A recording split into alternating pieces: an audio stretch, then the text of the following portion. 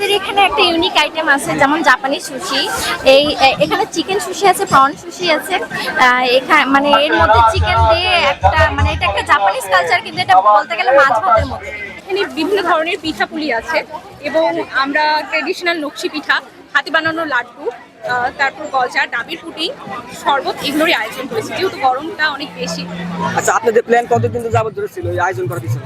যেহেতু কিছুদিন আগে যাবত আমাদের পরীক্ষা চলছিল এবং পরীক্ষার পরে আমরা খুবই কম সময় পেয়েছি অনুষ্ঠানটা আয়োজন করার জন্য, তারপরে আমরা সর্বোচ্চ চেষ্টা করেছি যতটুকু করা যায়। নাম?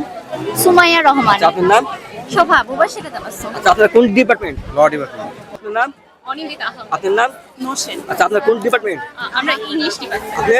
আমিও ইংলিশ। আপনারা যে স্টল দিয়েছেন, এই স্টল দেওয়ার পিছনে আপনার অনুভূতিটা কেমন? আলহামদুলিল্লাহ, অনেক সুন্দর, অনেক ভালো লাগতেছে। আজকে আমরা স্টল দিছি, অনেক ভালো লাগছে, অনেক সুন্দর। আচ্ছা আপু, আপনাদের এই প্ল্যান কতদিন ধরে যাবত এই প্ল্যান করতেছে? বেশ কিছুদিন ধরেই, তবে পহেলা বৈশাখ, ফাল্গুন সবকিছু নিয়ে আমাদের প্রতি বছর কিছু পরিকল্পনা থাকে। এবছর যেহেতু রমজান মাসে ফাল্গুন পড়ার কারণে আমাদের সেটা উদযাপন করা হয় নাই, তো পহেলা বৈশাখ নিয়ে আমাদের ওভারঅল সব প্ল্যান ছিল।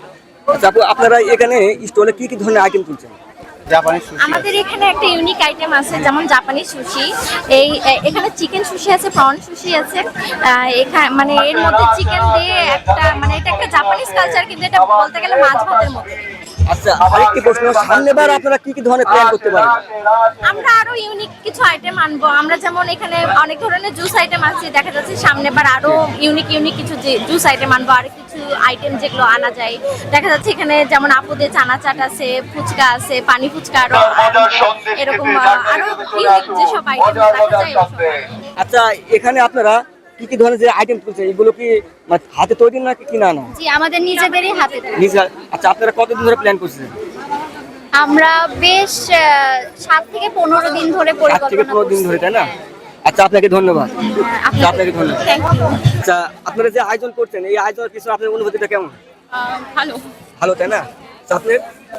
আমরা যেহেতু প্রথমবার এই অনুষ্ঠানটার আয়োজন করেছি, সুতরাং অবশ্যই এই অনুষ্ঠানের জন্য আমাদের অনুভূতিটা অন্যরকম। আচ্ছা, আপনারা এখানে কি কি ধরনের আয়োজন করছেন? সবই বাঙালিয়ানা।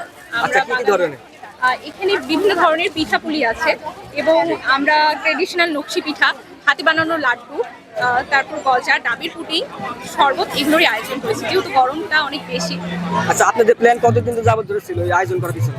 যেহেতু কিছুদিন আগে যাবত আমাদের পরীক্ষা চলছিল এবং পরীক্ষার পরে আমরা খুবই কম সময় পেয়েছি অনুষ্ঠানটা আয়োজন করার জন্য, তারপরে আমরা সর্বোচ্চ চেষ্টা করেছি যতটুকু করা যায়। আচ্ছা, আরেকটি প্রশ্ন, এগুলো কি আপনারা হাতে তৈরি করছেন নাকি মানে মেশিনে তৈরি করা? জি ভাইয়া, আমরা চেষ্টা করেছি এটা সবকিছুই হাতে বানানো।